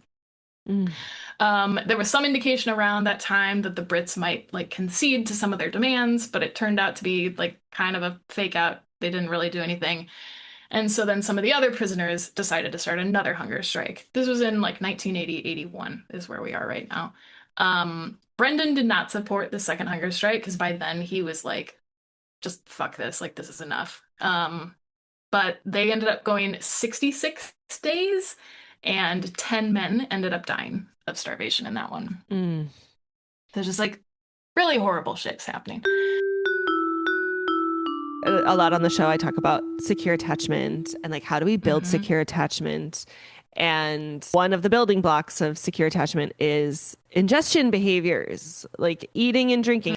I think what's just coming to me is how like, okay, but like there is this like I am attached to this cause. This I love this cause. Yeah. This cause is so much bigger than me that like Hmm. it's yeah like just this willful and especially like finding out that Dolores and Marion, you know, develop anorexia nervosa as a result of like this political practice to deny that ingestion behavior in service of greater love. Um, like there's it's Yeah. just like feels very painful and beautiful like all at the same time of just like oh man like to have to be Yeah. sacrificing that like I feel such a sadness that like and they Yes. struggled with this disorder then for the rest of their lives Yeah. and like they fucking knew what they were doing. Yeah. Yeah. It was so meaningful to them. So, like I said, we're into like the early 80s at this point. The gals are out of prison, pretty traumatized, obviously. Dolores basically has what seems to be kind of like PTSD, like having a lot of flashbacks and stuff, and is very, not only from prison, but is very haunted by the things that she did, like driving people to their deaths, like we talked about. And she Mm, like really can't forgive this former version of herself, like is having a lot of regrets. And she uses alcohol to cope, at this point. mm, Dolers, like, she really has no interest in getting back into politics, getting involved with the IRA again. She's basically like, we have served more than our time, right? Like we have done our duty here. Um, Marion is she's living a pretty quiet life as well, but she is not necessarily a fan of Dolores getting out of the game. She says basically you're either dead or you're fighting. So she kind uh, of gets back involved a little bit. mm, And what they quickly learn is that, like, well, everyone else has kind of been in prison. Jerry has gotten into politics. So the IRA is still doing plenty of bombing, I think, in the 80s. But the public at this point are like kind of getting sick of this like drawn out constant violence, right? And Jerry was, and sort of just like the public tide was turning the focus more toward winning at the ballot box. And so their strategy was they would elect MPs, members of parliament, and this is like for the British Parliament since they're in Northern Ireland. mm. But then like the MP wouldn't actually go to parliament. Like they called it abstentionism. They abstained from all voting as sort of their political protest. So that's sort of what they were doing. The crazy thing is that in order to get elected, like Jerry ran for MP and was elected many times, he just absolutely denied that he had ever been a member of the IRA. And so he actually went on to become quite the public figure and like still is to this day. I mean, he's retired now, but he served a very long political career in Northern Ireland. He he became leader of the Sinn Féin party, which is sort of an Irish Republican political party, like still around. He was there for like 30 years. He was an MP on and off. He went to the White House and became a pretty big deal in the peace talks of the 90s. There was speculation about him getting a Nobel Prize, which I don't believe he did. He got a book deal. And so he was basically lauded eventually for helping to bring peace, quote unquote, peace to Northern Ireland. And to this day, he denies any IRA involvement. And the show, Say Nothing, actually has a disclaimer at the end of every single episode that Gerry Adams denies all involvement with the IRA. So essentially, like, everyone basically knows he was, right? But he is savvy, and like there is just no true like legal evidence that they can pin on him. And so he has lived this like really entire life of denial, which I kind of just want to pause and be like, man, that I mean, it's like so brutal. Like I almost feel bad for him in a way. I mean, do you know what I mean? Yeah, there's something very meta about like the name of the show is Say Nothing, and there's this very key character, and also like it's based on this true story, but also like the real life guy is literally saying nothing about like any of this is. But the evidence, so like the evidence that we have is that Dolores and Marion are and Brendan Hughes in his book. Yes. So Outs him yes, okay. This is a good time to mention that.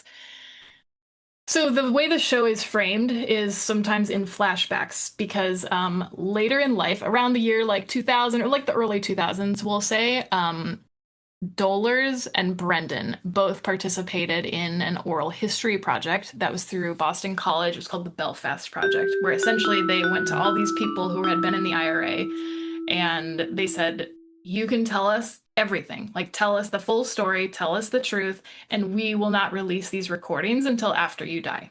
And so, you know, you don't have to fear like prosecution or anything like that.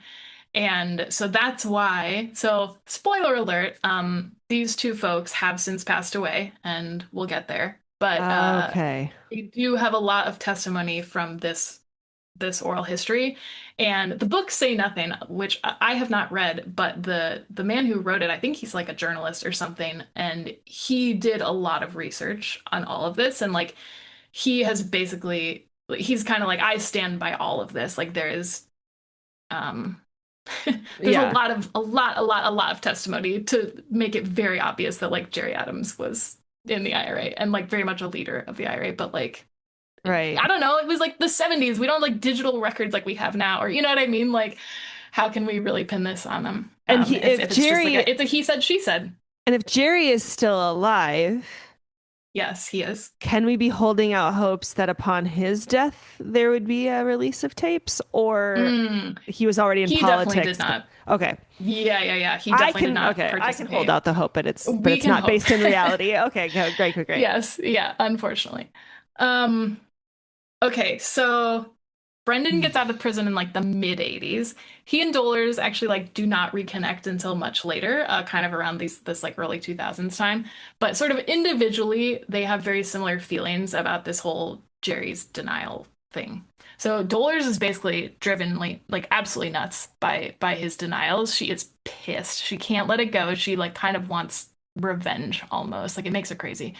Um, she says guys like Gerry single-handedly gave this country back to the English and then tried to convince us we'd won. She just hates him. And not only is she just pissed, but like basically the pressure on these former IRA people at the time was to stay silent, to say nothing.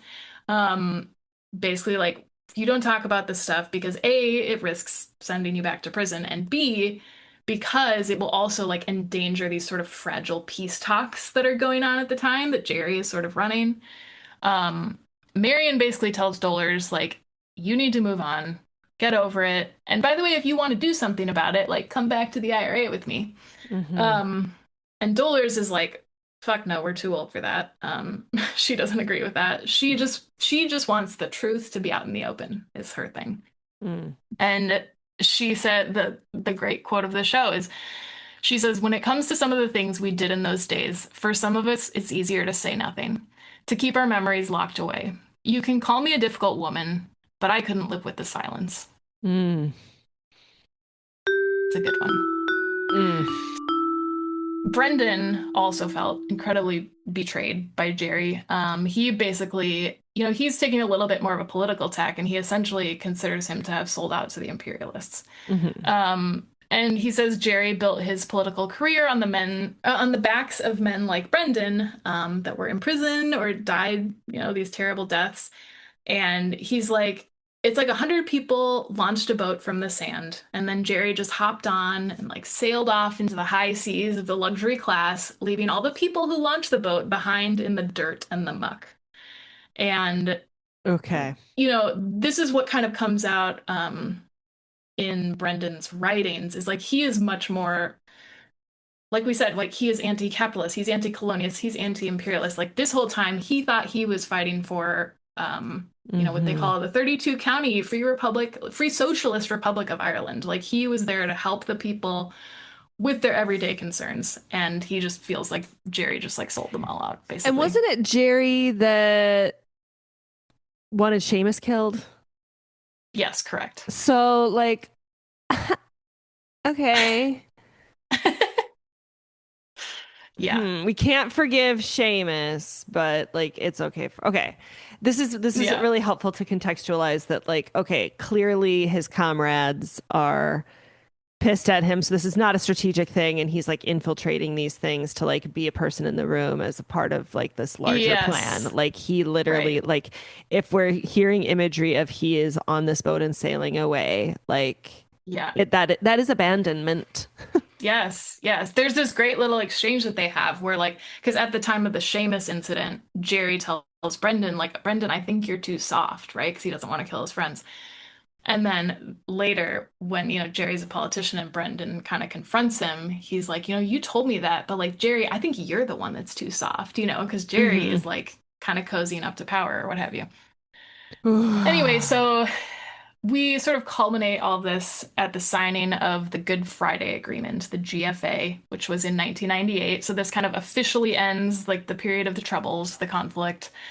Um, Brendan, like the man that he is, calls it the Got Fuck All Agreement, GFA. Oh, Um, God. because and basically yeah, so Jerry ended up as this sort of member of the elite professional class, whereas Brendan was stuck living in this actually this sort of like I think it was kind of like a public housing unit. It was called Divis Flats, which had been a big site of like IRA activity in the 70s. Like Brendan essentially like ends his life still there in this sort of public housing place. He works construction at below minimum wage like for the rest of his life because apparently because of capitalism and everything else, like that was a thing. They just paid people below minimum wage. Um, so he essentially, he went to his death believing in this like socialist republic and all the class solidarity that came with that. Um, let's see here. So at this point, like I said, in the early 2000s around here, Dolores and Brendan start participating in this oral history project. And what they both find is that they feel like they're both like, this is the most free I've felt in years, like being able to speak all of these truths Mm. to an interviewer, to a witness, and um, they're like it feels like going to confession, like they just feel totally unburdened. And then they eventually get in a room together and talk to each other just as friends. And what they talk about is that like they're not even pissed that the violence ended, right? Like they're not the ones being like, let's keep fighting, armed struggle. They're glad that the violence has ended, but they're just kind of like devastated by Jerry's denials because it made it so that they had to carry the whole thing alone. Yeah. And Dolores says, I did terrible things for him, and it was all supposed to be worth it. And basically, for him to turn around and deny that he was even there, like pretty gaslighty, if we can use that term, Yes. Yes. was just absolutely intolerable for her. And she asked Brendan, she's like, Brendan, do you ever wonder what it was all for? And he just matter of factly says to her, Dolores, it was all for nothing. Not one death was worth it. And Mm. which is heartbreaking. But in that moment, you can see like she's relieved. And she just says, she's like, thank God someone's brave enough to name it. Wow. So, anyway, it's just like so many beautiful moments and just heartbreaking moments. And like, what I really want is just for, like for all of them to be able to get into a room together and like grieve this together and speak their truths together. Like I don't think I wanted Hmm. more healing for them. I think luckily they got some, at this point. The power of like having your story told and having it hurt. And it's like, it's Yes. not even about, because it's just like, as much as it's like, okay, and so like they got the thing they wanted, right? Because like Yeah. every good story, we like want the happy ending, but no, it's like Right. inevitably, like the person in power gets romanced with like just, you know, eventually, like the princess gets to keep her castle or whatever Yep. the thing Yeah. is. You mentioned like it's traumatic. It was traumatizing, like just Yeah. for the activists themselves. And and that's making me think of the ACE studies, the adverse childhood Yes, yes, yes. experiences. And I'm pretty sure this is in the secure course on the Numinous Network that I think I learned about this via Carmen, who learned about it, I think from like Vincent Felitti or um anyway, people can go there. I'm not gonna I don't remember exactly the trickle, but they were doing these studies on the impacts of trauma, of childhood trauma later on in people's lives, and they found that just simply doctors asking about Mm, like, did you I remember experience these this. things as a kid, like dramatically decreased a lot of a lot of like the health issues that were, they were like trying to connect with, like this Yes. chronic stress. And so it's like it literally is like it's not even like a therapeutic intervention aside from just like, Yeah. did this happen? And just be like, oh my God, in a therapeutic set, like maybe a little bit like the white coat effect, like somebody wearing a white jacket is like just like taking this like little bit of interest that like this thing mattered, that I matter, that my Yes. voice gets to be heard. Um, and like that had like a huge impact. I mean, when we're talking about like, a large sample size, of course, and whatever. Yeah. Sorry, I didn't come more prepared with what that is, but yeah, I'm just thinking, yeah, that feels like the trauma of like not just that this thing happened, but that there isn't like I was gonna say a compassionate witness, but even just like a Yeah. witness period. A witness, right, is like, yeah, just an acknowledgement. I think part of the reason like I really wanted to do this episode with you is because it feels like talking about it like just really honors their legacy in a way that like felt Hmm. really important to me. It was just so meaningful to me to learn about this and just to hear about their courage and dedication and selflessness, and like it just feels so important to, yeah, like I'm another witness for them when I like really want to Yeah. be that for them. Yeah. Yeah. And for like all of the thems out there now, like all of like Yes. all those in Palestine and I Yes. mean, and even certainly like revolution is happening even in our neighborhoods and in small and large ways.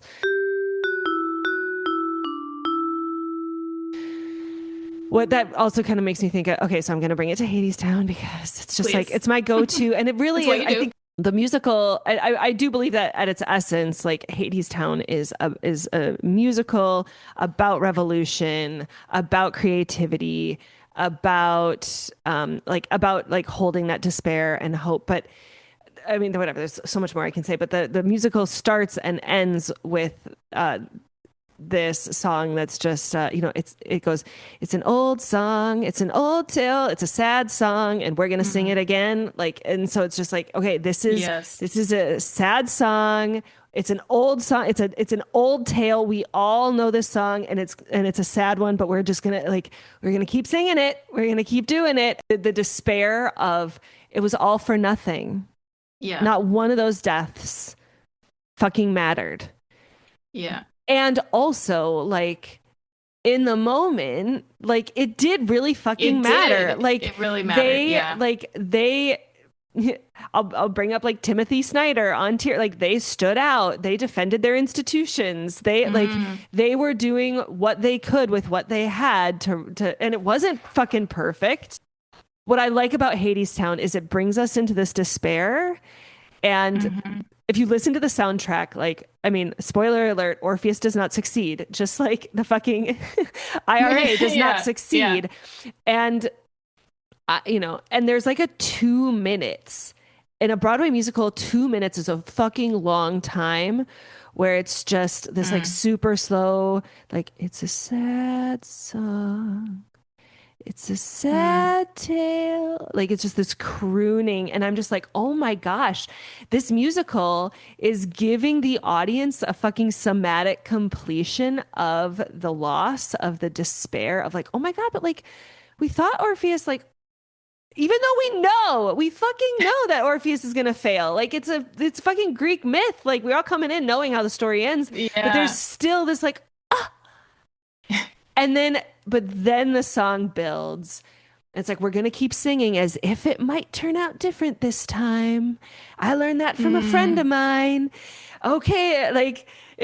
And we're just, and then they start singing like the intro song again. It's like, all right, guys, we're going to sing it again. Like, we're going to do it again. And it's just like, oh, like that, like, and whether it's the same people or, and so, yeah, like Yeah. to me, it's like the we're going to sing it again. Okay. Like we're seeing it in the Palestinian resistance and, other places, certainly, I like that you're definitely making the connection.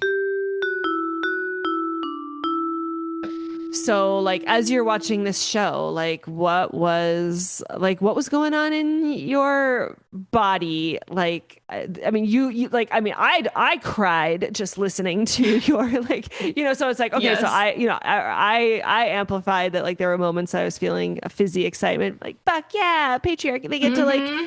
They get to have guns in their purses and go unchecked. That's badass. Fuck you, patriarchy. You're forcing these women to eat. Just you actually watched it. You heard the soundtrack. You saw the actors, the great writing, all of that. Yeah. Like, and you got this experience of this revolution and all this hope and excitement. And yeah. And then, oh, yeah. Yeah. I mean, yeah, the show is I do wonder if they like how intentional they were about this, but I feel so there's 9 episodes. I feel like the first three are very much this like rah rah revolution excitement. Honestly, it reminded me so much of I don't know how familiar you are with Les Miserables. Oh, yeah.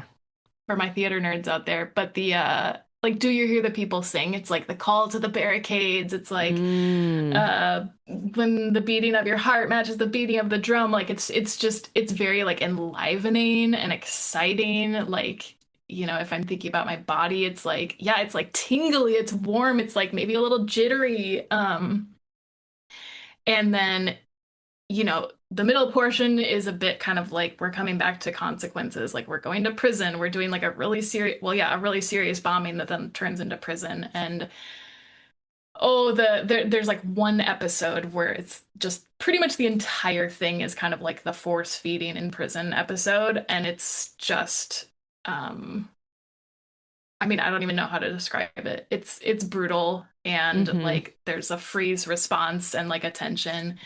Um, and then I think the last 3 episodes, where we just get into more of the aftermath and like all these emotions and sadness and heartbreak and anger, that are going on with that, the hopelessness, I think Hmm. is it really it's so hard to like pinpoint for me like where I end up in all this because it does feel hopeless in a way.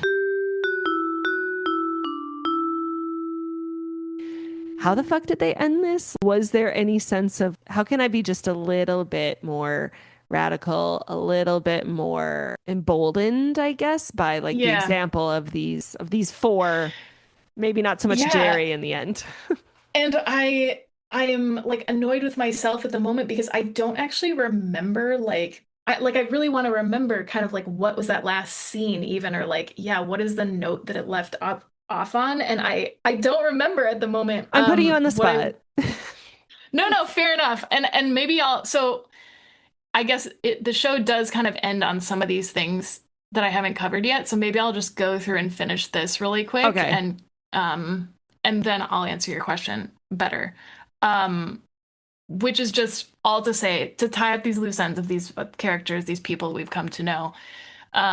Brendan ends up passing away in 2008. He was 59, so quite young. He had numerous health problems, including like a heart attack, and he also had cataracts, like a direct result of his starvation in prison. Mm-hmm. He's still very much regarded as kind of like a local hero to the cause.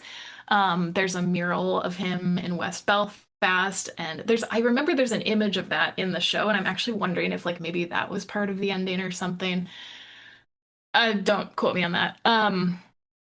Dolores ends up dying in 2013. She was age 62, I believe. Mm. And unfortunately, tragically, she died of some combination of alcoholism and pill overdose. So like Mm. very much struggling for the rest Mm-hmm. of her life.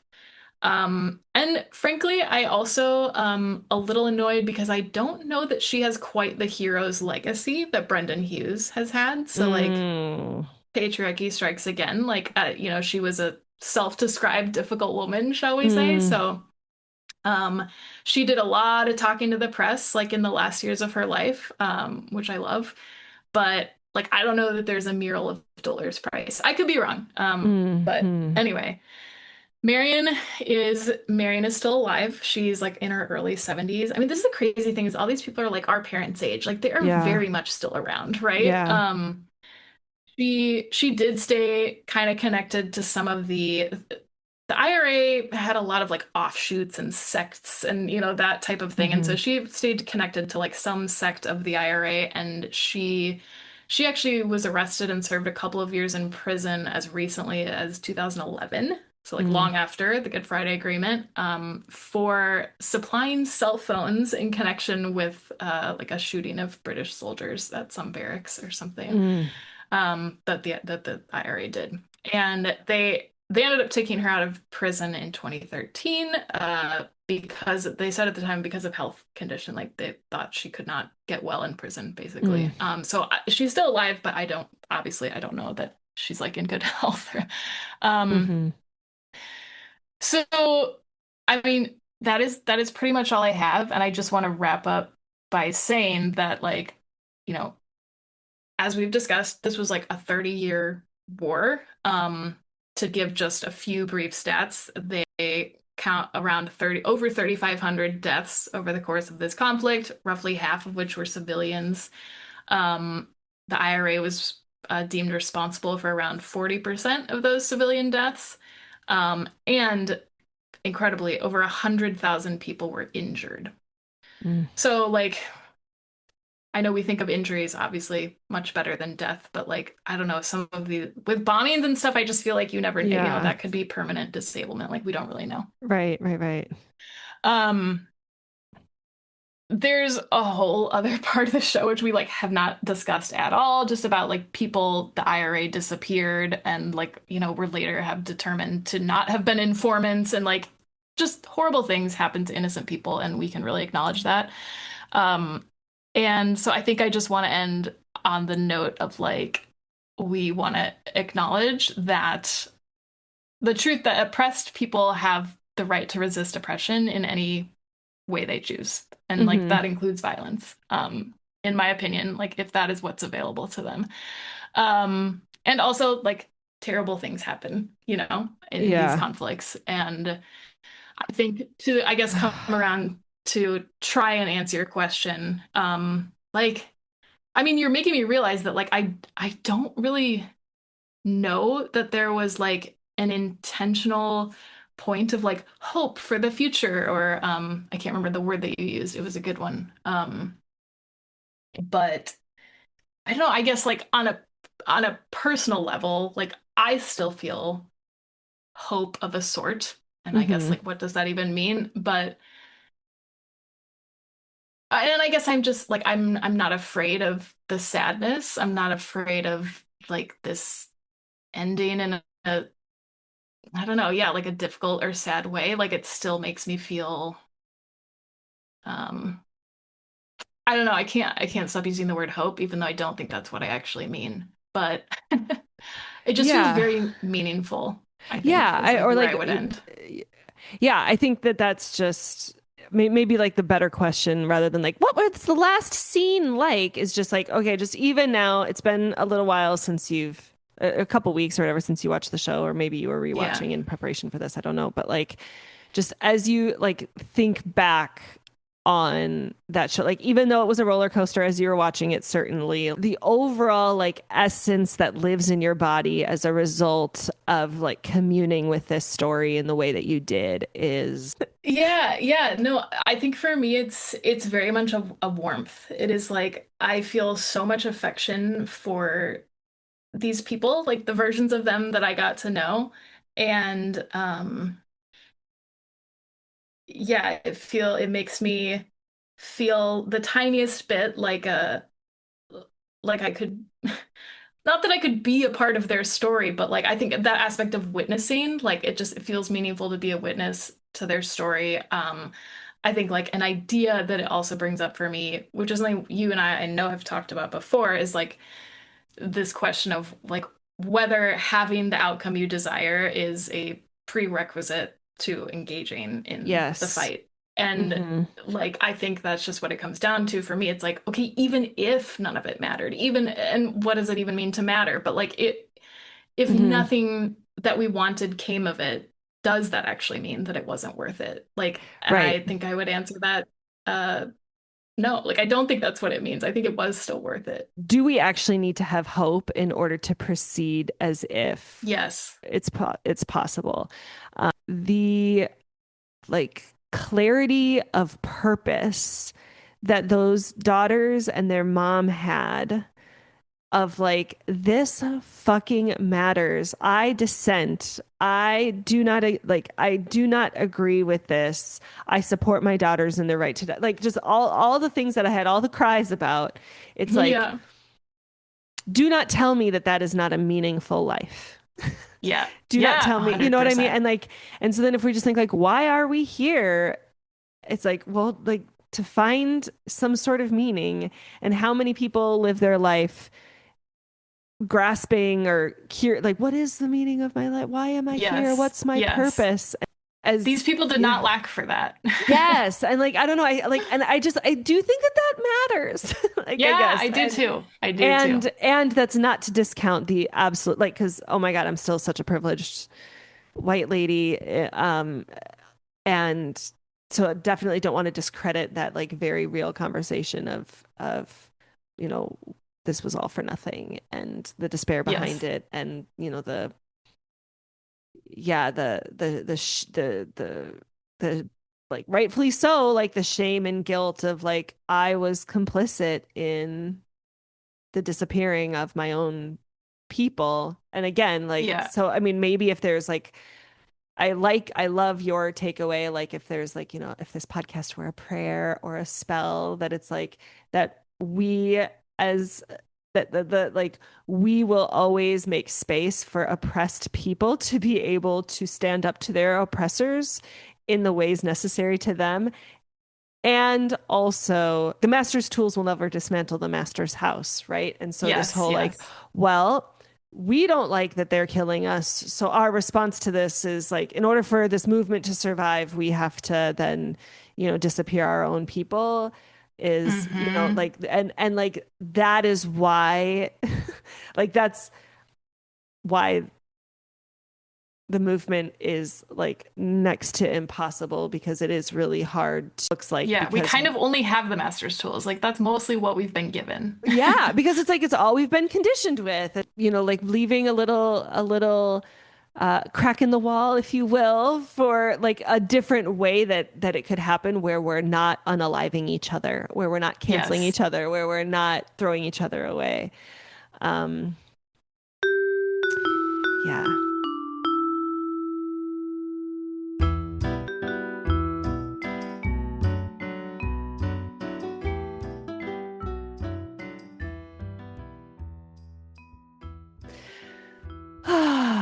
Well, thank you so much for coming on. This Yeah. was a ride. I really, yeah, I like the story history Yes. component. I like feeling a little bit more connected to, um, yeah, to just the real life struggles of real life people in the real world. All right, guys, like there's a reason that we weren't Like, there was a reason that 7th grade Jamie and Kristyn were not necessarily fed the story in this way. Yes. And how can we do better? Mm-hmm. And it does feel really cool to see all the different like tendrils to, you know, Hadestown and romanticy. And I mean, even like a little bit of like the Severance, right? You know, like it's just like the stories that feel really compelling to me in this moment feel like they are such a direct connection to like the very real revolutionary struggles and just wanting to be like, hey guys, look at like it's happening in real life in these ways, and let's just I've gotten it all out.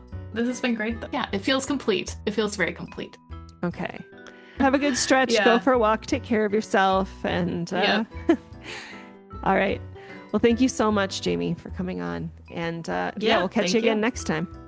All right.